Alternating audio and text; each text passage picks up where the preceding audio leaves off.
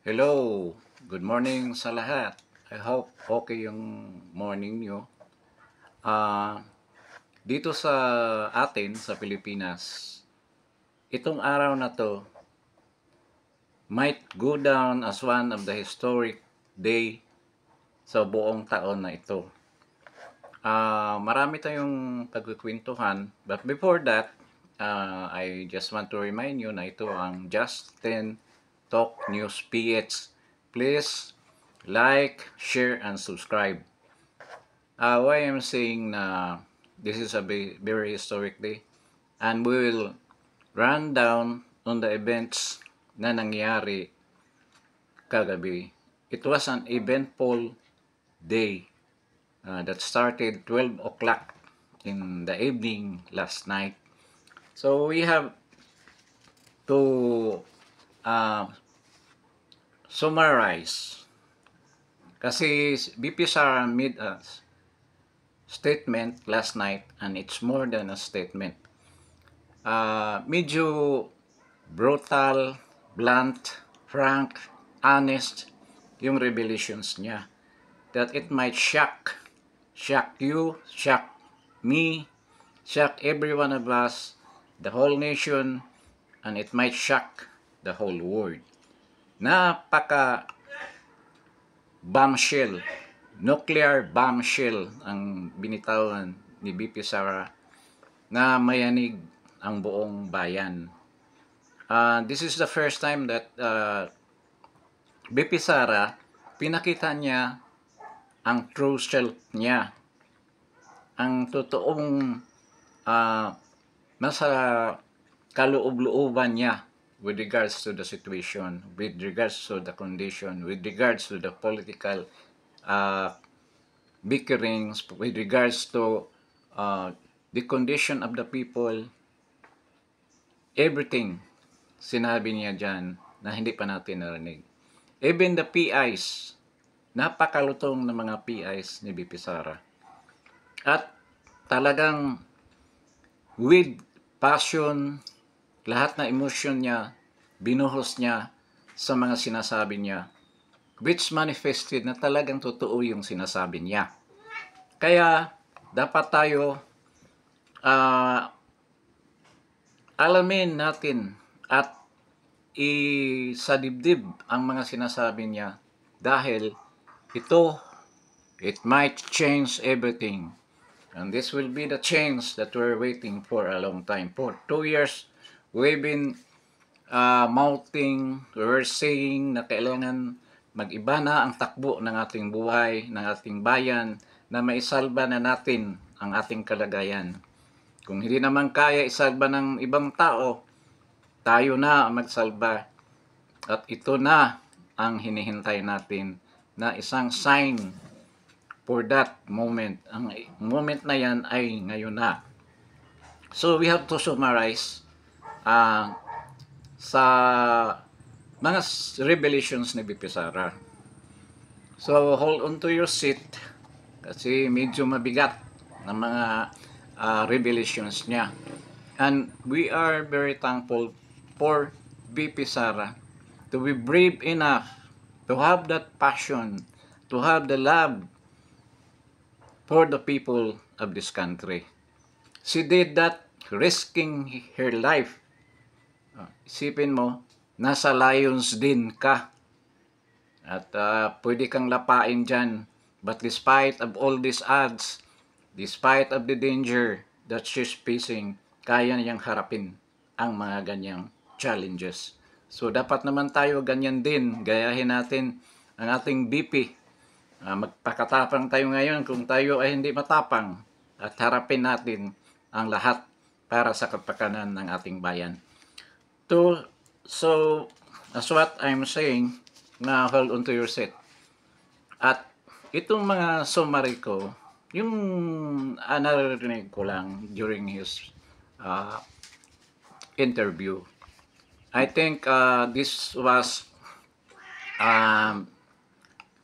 led by Dr. Loren Badoy kasi nasa channel niya ito nakita ko, but it's not it is exclusive for some persons, hindi niya binroadcast ng husto, but sooner it will be broadcasted by some bloggers. But before that, will happen, isusummarize na lang natin para you have an advanced information about what she said last night during the interview. Unang-una, nag-ugat itong pangyayari na ito doon sa pagpasok na siyang katao doon sa detention cell ni Attorney Zulaika Lopez. Nagulat si Attorney Lopez dahil biglang pumasok itong mga tao na to. Mayroong dala-dalang order o certification na siya ay ilipat sa correctional women's correctional prison sa Mandaluyong. So kini-question niya. Alam naman natin na si Zulaika Lopez is a lawyer. Question niya, bakit ganon? Bakit ang kaso ko ay tungkol sa contempt dito sa Congress at binigyan ako ng contempt. Bakit ngayon merong order na dalhin ako sa Correctional Institute for Women sa Mandaluyong? Sinong nabigay ng order na yan? Sabi ni BP Sara, tinanong din ni BP Sara kung meron ba kayong ginawang hearing dahil under custody naman si Attorney Lopez sa Kongreso. So meron ba kayong hearing ng gabing ihon para maglabas ng certification na dalhin ng order na dalhin si Attorney Lopez sa Mandaluyong sa Correctional Institute? Wala namang maipakita yung mga dumating na mga tao. Sabi ni Attorney Lopez na sinabihan siya na sumama siya, kinuha pa nga ang kanyang cellphone at pinilit siya na sumama sa kanila dahil along the way daw gagawin yung testimony niya. So hindi siya pumayag. Nag-intervene si BP Sara doon at sinabi niya na illegal yung ginagawa nyo. O bakit nyo kukunin yan? Sinong nagbigay ng saan yung papel na nag-certify na yung order na yan ay valid? At saka hindi naman talaga valid yan. That's a tyrannical implementation kung batas man yan. Saka wala namang regulation o policy ang Kongreso, ang HOR, kung ganyang situation na pwede mong i-implement. Sabi ni BP Sara, nakakapagtataka. Bakit ang mga policy nyo sa hearing ay nagbabago habang tumatakbo yung hearing? Habang tumatakbo yung sitwasyon, bakit ganun? Bakit hindi nakafix yung mga policy nyo, mga regulation nyo regarding sa sinasabi nyo legislation or hearing in aid of legislation? So, ganun ang question. So, hindi nila napilit si Attorney Zulaika Lopez na sumama sa kanila. Siguro dahil nag-alala rin yung pumunta doon na sa intervention ni BP Sara. So, medyo takot din sila. So, napipilitan si BP Sara na magsalita regarding sa ibang mga bagay na nasa loobin niya. Kasi, sa tingin ni BP Sara, na talagang sobra na ang ginawa ni Martin Romualdez sa kanila. Talagang tyrannical, parang dictatorship na talagang Pilipinas. Wala ka ng karapatan, wala ka ng sariling right para protektahan ang sarili mo. So, anong nangyari? Hindi sumama si Attorney Zulaika Lopez naiwan siya dyan. But nagkaroon siya ng tormented masyado si Attorney Lopez. Kasi pagka sabi ni BP Sara na meron siyang dinaramdam na sakit. Oh. Kaya during the interview with nakakaawa siya, iyak ng iyak. Nakita mo yung emotional breakdown na sinasuffer ni Attorney Lopez. So, pinapaliwanag niya doon, maraming nag-interview sa kanyang media, ang reason, ang mga sitwasyon, ang kanyang karapatan. So, definitely this time, hindi na tayo democratic. It is definite. Talagang hinubara na tayo sa ating karapatan. Hindi lang si Attorney Lopez at saka si BP Sara ng karapatan natin as a free country, as a free people. With these actuations by Martin Romualdez. Definitely, si Martin Romualdez ang nag-utos doon. At yan ang nagsimula, that triggers the revelations of BP Sara. Merong nagtanong sa kanya na isang vlogger dahil ito ay ino-organize ni Dr. Loren Badoy at I think lahat na nagtatanong sa kanya doon sa interview na yun. But actually, this is not an interview. This is a direct statement, revelations ni BP Sara about the situation of our country. Ngayon, una niyang sinabi, tinanong kasi ng isang vlogger, Ma'am, nasa teritoryo ka ng, shall we say, kalaban natin, nasa teritoryo ka. Your security is at risk. Totoo din naman, at risk ang security. Sabi ni BP Sara, naisip ko na yan at handa ako harapin yan. At kung patayin nila ako, may pinagbilinan akong isang tao. Ang sinabi ko sa kanya, you promise me na gagawin mo ito, na patayin mo rin si BBM, patayin mo si Lisa, at patayin mo rin si Martin Romualdez. Kung anong mangyari sa akin. Sabi daw ng kausap niya, ang pinagbilinan niya, nagagawin niya yun. Sabi ni BP Sara, huwag mong tigilan hanggang hindi matupad yung mga bagay na yan. So, ang premise doon, kung patayin siya. Diba? So, baka naman napakatapang ni BP Sara na sabihin niya yan.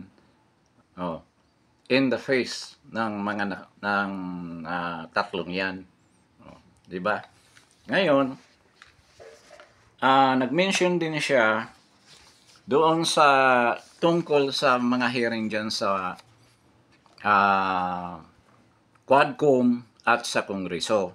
Sinabi niya na naulinigan daw niya, siyempre marami naman kaibigan si BP Sara dyan, na sinabi ng mga congressman na pasensya na kayo, BP Sara, hindi namin talagang sinadyang gagawin ito sa inyo.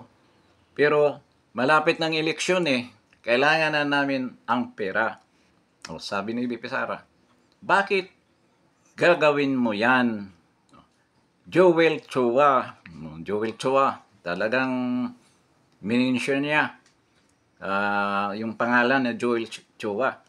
Bakit sirain mo yung pangalan mo? Pangalan ko. Bakit sirain mo yung pangalan ko? Ay, intention mo lang kumuha ng pera? Or yun ba ang dahilan na nakakuha ka, bibigyan ka ng pera dahil sa pagsisira ng pangalan ko?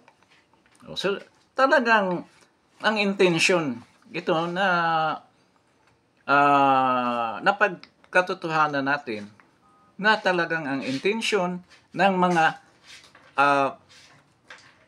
hearing dyan sa Quadcom man o sa good governance ay talagang intended para sirain si BP Sara. Manifested doon sa sinabi ni Joel Chua. Then, meron siyang sinabi doon na pinagsabihan niya na talaga itong si BBM ay sinungaling na tao. Bakit? Bakit na niya sinabi daw na sinungaling ka, BBM? Dahil nung nagsabi si BBM na 20 pesos ang bigas, may kinakausap siyang dalawang importer, businessman ng bigas. Importer ng bigas na mga businessman. At sinabi daw sa kanya, napaka-imposible yung presyo na yan.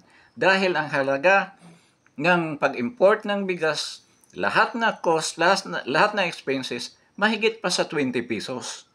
Kaya yan, pagbubuyo lang yan sa mga tao para maniwala sa kanya. Kaya yun ang prueba ni BP Sara na talagang sinungaling ang presidente natin ngayon na si BBM.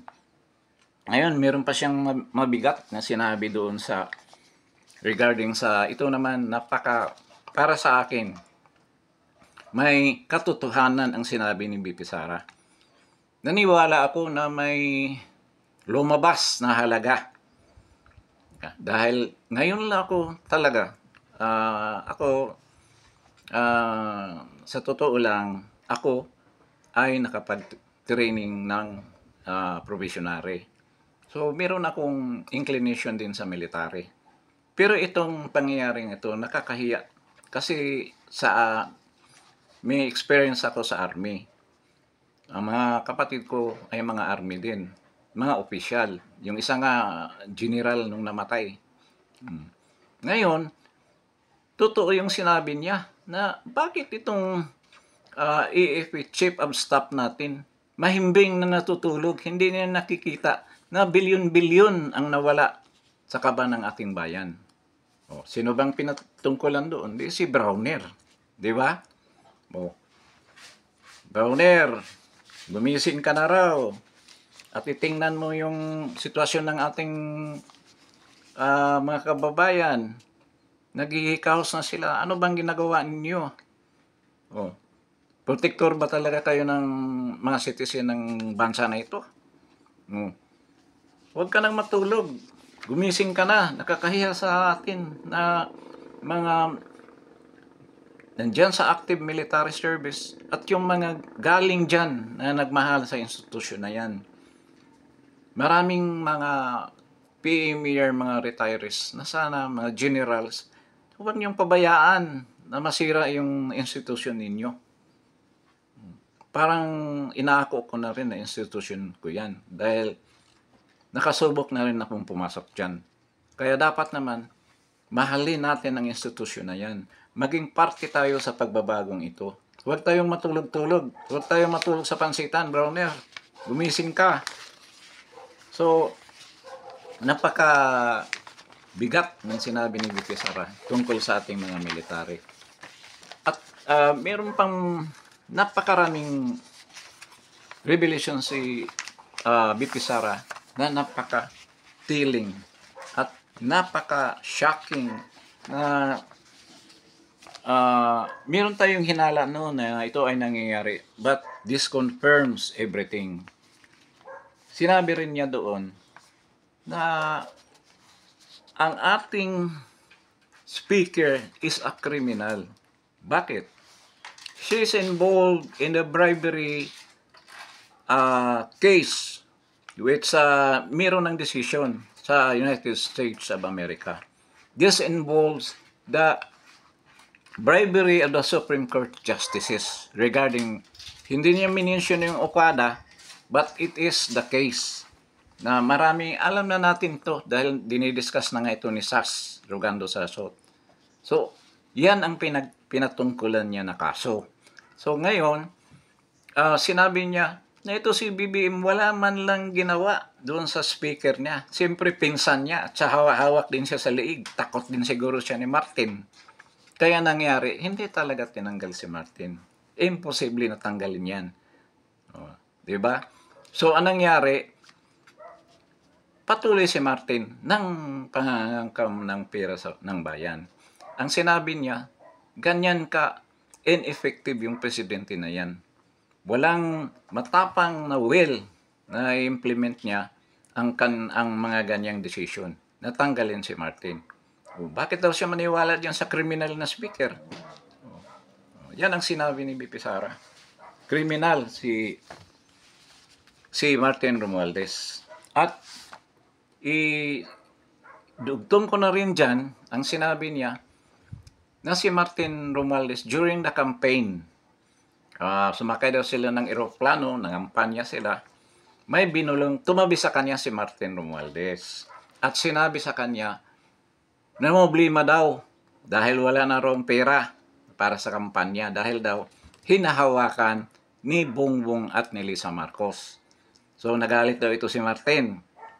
Sabi ni BP Sara sa kanya, kung ganyan ang reklamo mo, kausapin mo si Midi Poblador, yung pinanser yata nila to, yung nangungulikta ng pera, lahat ng mga donation na dapat mapunta sa akin, kunin mo na lahat. Para mawala na yung problema mo dyan sa pera na yan, para sa kampanya. Sabi daw ng ni Martin sa kanya, di bale, kung manalo kayo, babawiin ko lahat yan.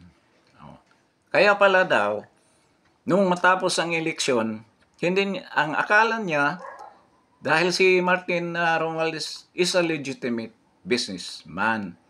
Ang mga negosyo pa nga daw noon, mga destructive businesses tulad ng mining. Diyan daw ang negosyo ni Martin Romualdez na nagsisira ng ating kapaligiran. Destructive daw.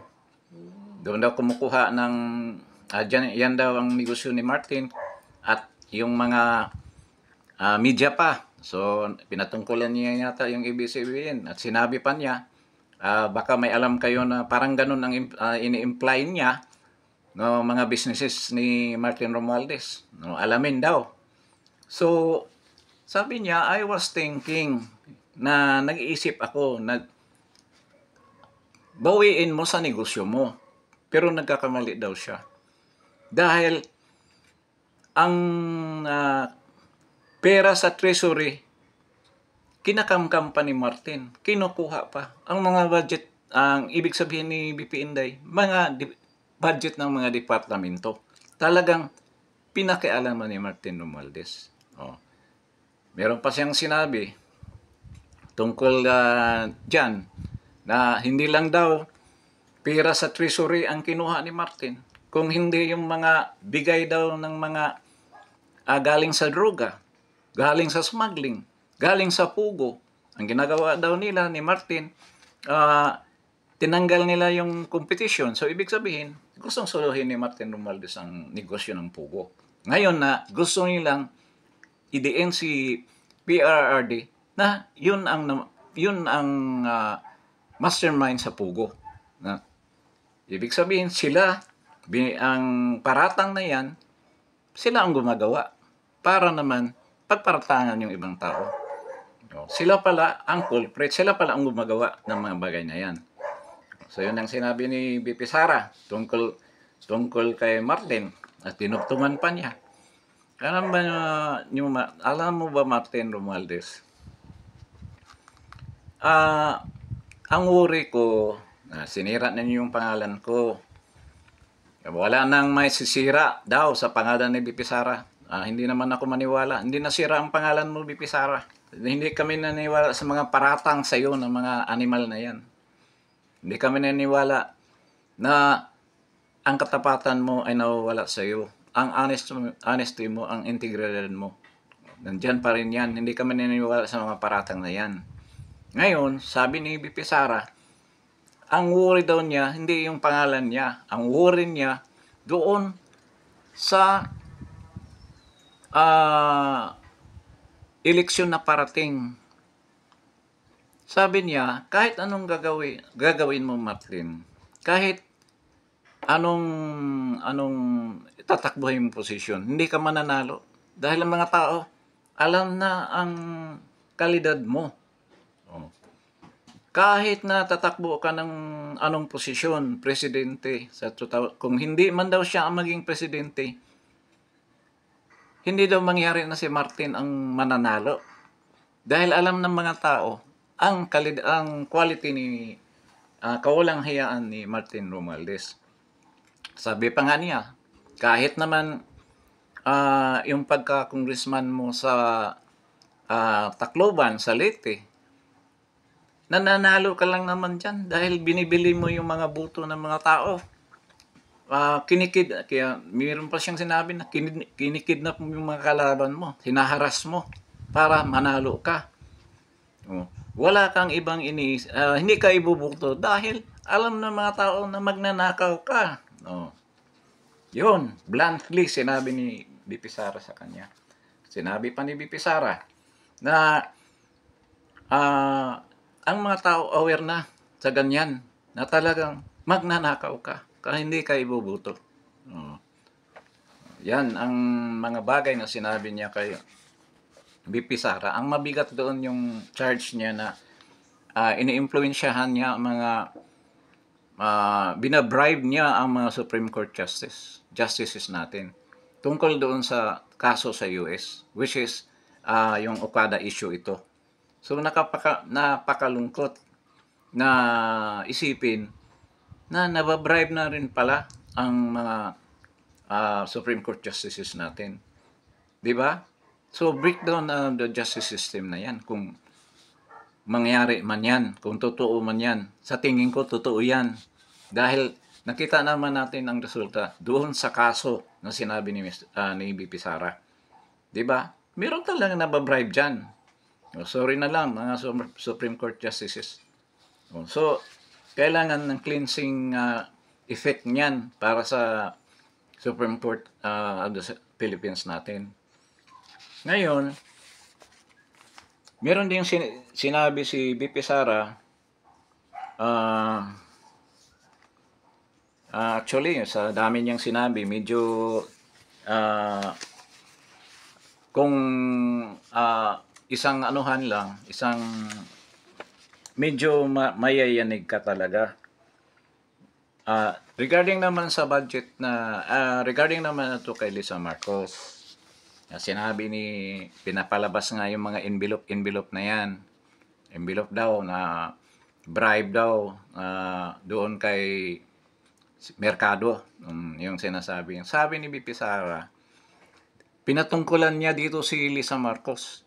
Sinabi niya, naalala mo ba yon Lisa Marcos? Nagpadala ka pa ng video sa akin at may pinakita kang mukha doon. Probably yung mukha na yon si Gloria Mercado. Pero hindi niya minensyon na si Gloria Mercado. Parang bagman ito, baguman ni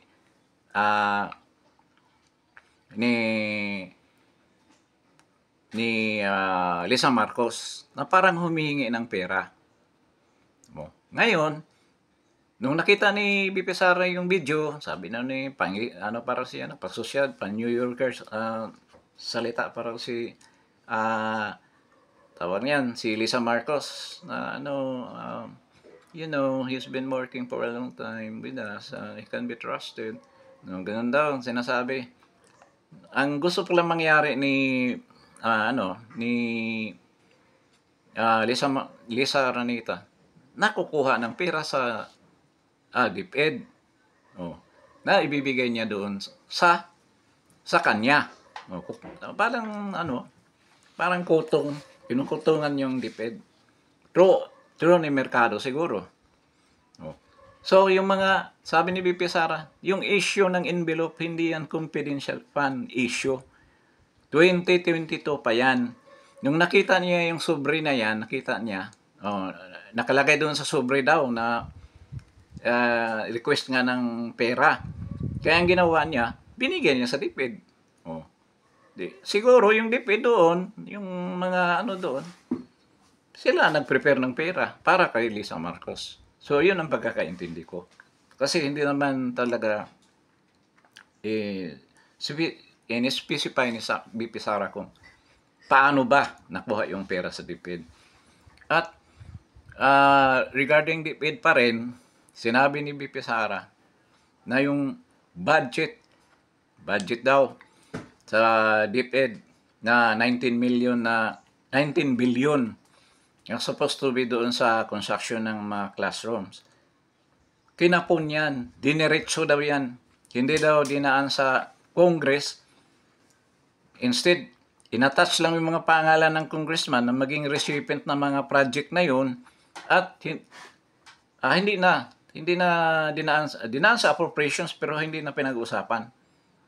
At ang naiwan sa DepEd, 1 billion na lang ang naiwan para sa repairs.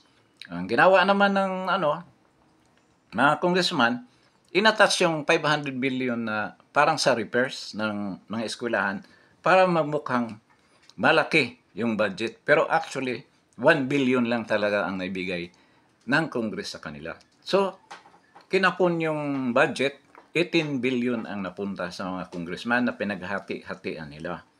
So, klaro yun. Napunta yun sa mga projects, probably flood control, at doon sila kumukuha ng pera. So, yun ang sinabi ni BP Sara tungkol doon sa DepEd na pondo. Then, meron pa siyang mention, ni-reveal regarding sa, ito may kodigo ako rito dahil napakahaba ng mga discussions ni BP Sara. Ano ba ito?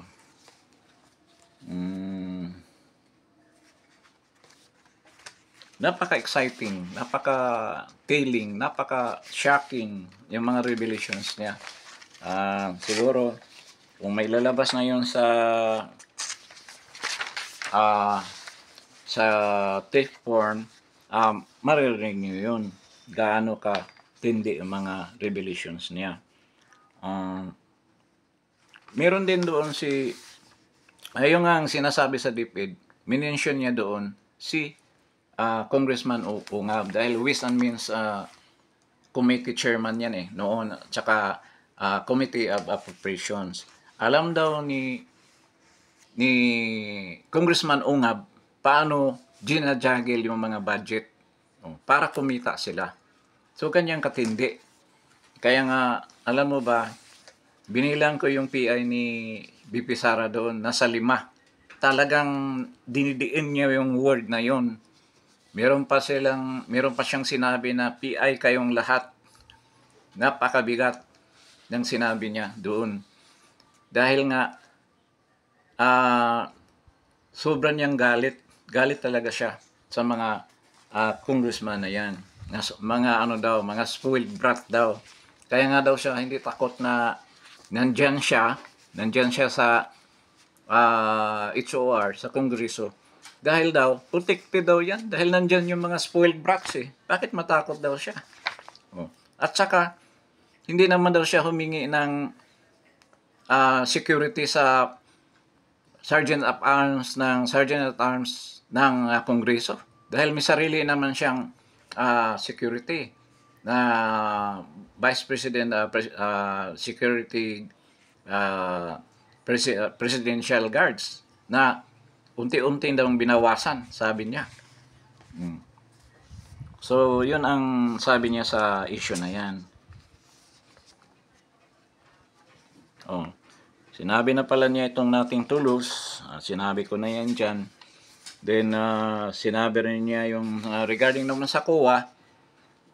Pinipilit ng mga congressman na ilabas ang COA. Ngayon, sabi niya, paano hindi kami sumulat? Hindi pa tapos yung tama rin talaga ang sinabi ni Attorney Zulaika Lopez na sumulat kami dahil hiningi namin na sana huwag muna ilabas yung report doon sa Kongreso dahil hindi pa tapos Hindi pa tapos tapos binuyang-yang kaagad ninyo dyan sa Congress, sa public na kasi public yung hearing So, sabi ni BP Sara, mismong si Gamaliel Cordoba, siguro ito yung chairman ng ng COA, nagsabi na mali siya.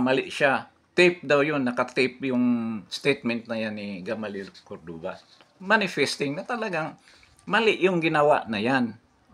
Na hindi pa tapos yung audit, maglabas ka ng comment tungkol dyan.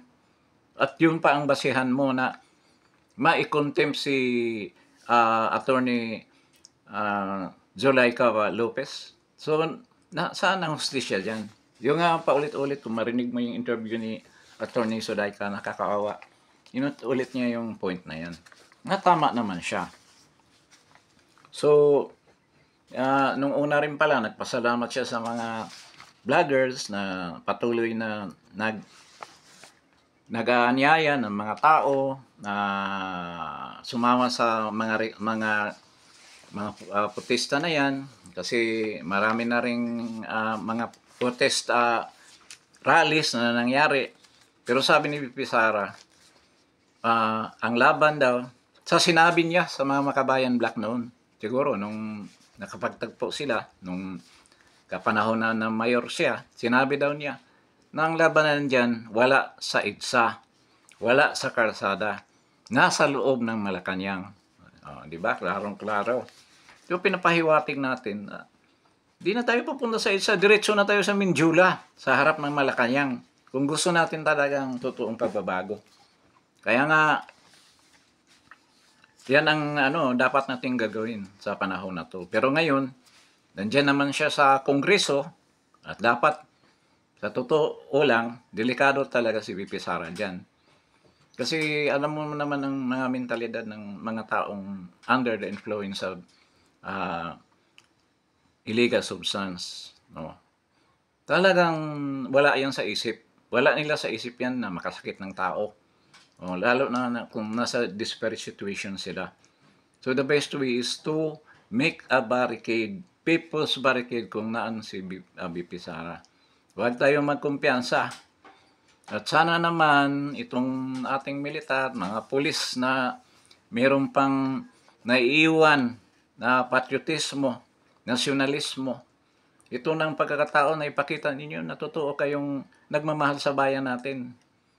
Mismo si VP Sara na nagsasabi, natulog daw ang ating Chief of Staff. Sana naman kayo, mga lower officials dyan, mababang ranggo mga official, you heed the call of the Vice President. Sipin mo, sabi pa nga niya, hindi na nirerespeto ang office of the Vice President. Diba? Totoo naman eh. Wala nang respeto. So kung darating tayo sa point na yan, na pati mga posisyon ng ating gobyerno na hinalal naman ng mga tao, 32 million, the highest ever elected official in our history in our country. Tapos ganyan lang ang gagawin. No. Parang sa totoo lang nasa dictatorship na tayo, nasa martial law na. No. Sana naman ang mga militar natin, makinig kayo.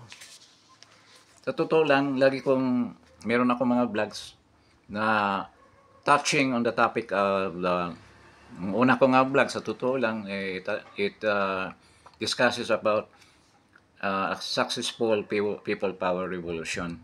At minimension ko nga doon kung anong mga component ang kailangan para magiging successful ang isang people power revolution. Unang-una, merong clamor mga tao, merong disgust dahil nga sa economic, social disagreement, or they are displeased with their situation. So nangyari na ngayon sa inflation, sa taas ng presyo ng lahat ng mga bilihin, lahat na ang status nila ng buhay talagang bumagsak. Financially, socially, talagang nawala na yan. Added to that, itong mga political incident na nangyari. Ngayon nandiyan na yung mga injustices na ginawa nila. Yung mga kriminalidad na hindi makontrol ng gobyerno. Lahat ng mga yan nakakatulong doon para ma-formulate ang successful people's power revolution. At pangalawa, yung leader, nandiyan na, lumabas na si VP Sara. So anong sunod na component na dapat mailagay dyan para magiging magiging matagumpay ang People's Power Revolution, ang participation ng military. Kung wala yan, kasi experience na natin yan sa First People Power Revolution, kailangan ang component, ang participation ng ating militar. Kung hindi yan, medyo mahirapan. Mapabagsak natin yung gobyerno, pero matagal. At kung pag-usapan natin ang sitwasyon natin ngayon, malabong mangyari yan dahil itong rehime na to, napakalupit. Hindi natin nakikita, pero ang ginawa nila, ang kalupitan nila, dinaan sa legal. Di ba? Yung ginawa ng QGC, legal na kalupitan yun. Dinala na yung pulis, dinala nila ang pulis sa loob ng bakuran ng QGC. In the guise na huhuli ng tao na wanted. Lahat na karapatan ng mga tao doon ay linabag nila. Ganyan din ang ginawa nila ngayon dyan kay Attorney Zuleika Lopez. Parang QGC, hino-hostage, gustong i-hostage yung mga undersecretary ni BP Sara para pupunta siya dyan sa Kongreso haharap. Anong masasabi ninyo doon? Nandiyan si Sara tumira, gusto pa niyong paalisin dyan. Akala ko gusto niyong isama sa hearing. Bakit ngayon gusto niyong umalis dyan sa bakuran ng Kongreso? Sabi pa nga ni BP Sara, bakit? Kayo bang may-ari ng Kongreso na yan? Ano na ba? Binigay na ba sa inyo yan? Ang karapatan lahat na angkinin yung Kongreso na yan? Yan ay ginawa para sa mga tao, hindi sa inyo. Hinalal lang kayong mga tao para kayo ang pupunta dyan. Kayo ang manirahan dyan. Ang mamumuno dyan. Pero hindi ibig sabihin na nasa inyo na yan. May karapatan ng mga tao at may karapatan si BP Sara. Lalo na yung kapatid niya na isang congressman na mayroon ding merong kwarto dyan na pwede niyang tirhan na pumayag naman ang kanyang kapatid.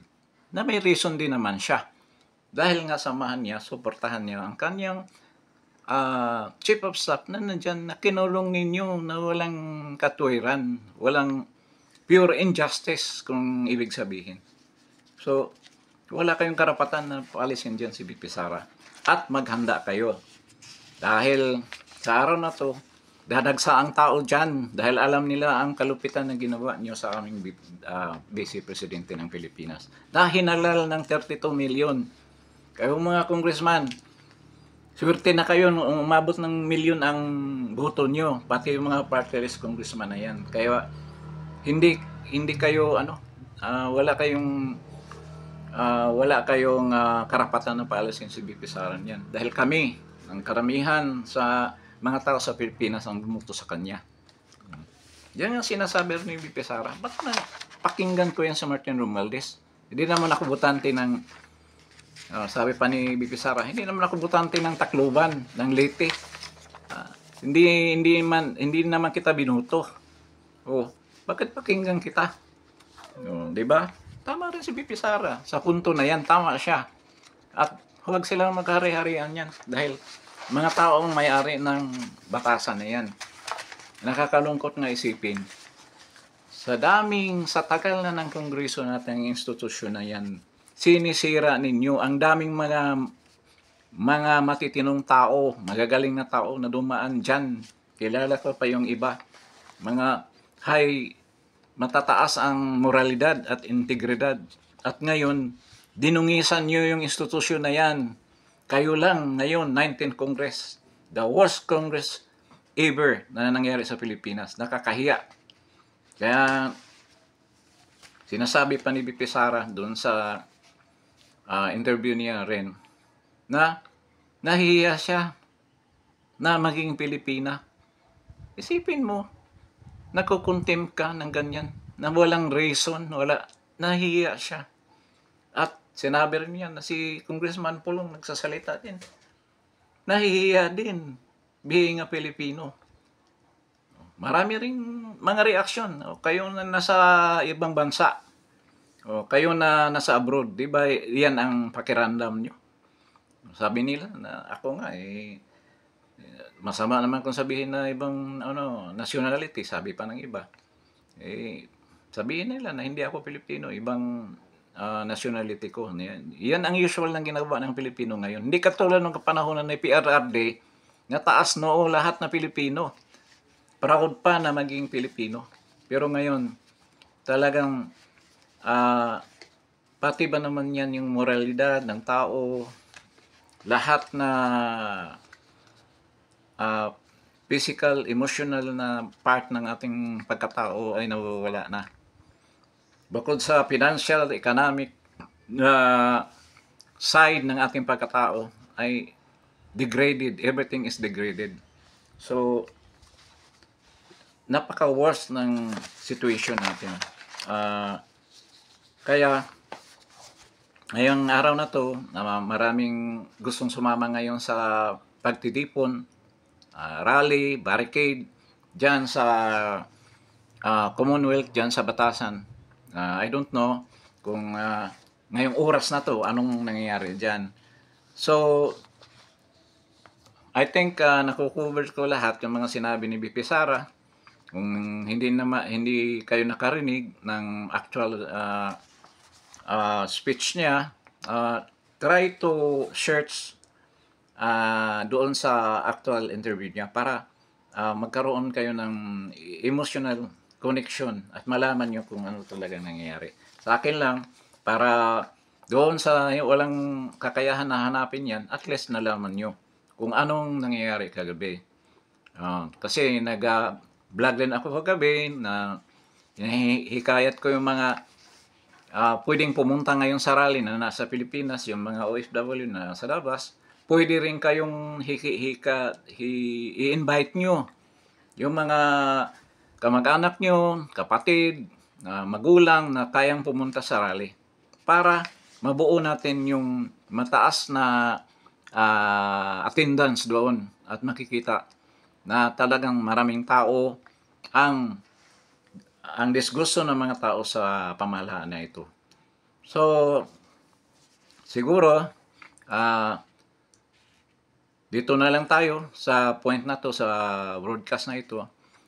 Maybe a couple of hours from now, I'll be broadcasting. Actually, this is not live medyo may problema lang kasi yung laptop ko. I cannot, hindi ko nga ma-edit yung ibang vlogs ko. Medyo may problema yung laptop. So, in a couple of hours, marami ng tao dyan magtipon-tipon dahil nga parang if you read between the lines, at saka hindi naman magpapigil si BP, ang mga tao na pupunta dyan to protect the president. At dapat naman tayo magiging magiging involved na dito sa this is a people revolution na. Simula na ito. Kaya tutulong tayo, makamtan natin ang tagumpay dito sa hangarin na to na para sa kabutihan ng ating bayan. Ipagdasal lang ninyo na walang masama mangyayari. Walang masama mangyayari kay BP Sara. Protektahan siya lagi ng Panginoon at tayo din na pupunta doon sa rally ay hindi mapahamak. Pero kung ano man mangyari, bahala na. Basta matupad lang natin ang ating hangarin na magiging maayos ang ating bayan at magkaroon ng tunay na pagbabago. So with this, salamat sa pagdalo ninyo. This is Justin Talk and News PH. I hope this is my new channel. Nawala na kasi yung previous channel ko. So I hope you will like, share, and subscribe. Follow this channel. So thank you very much for coming over my channel, and see you later in my next vlog.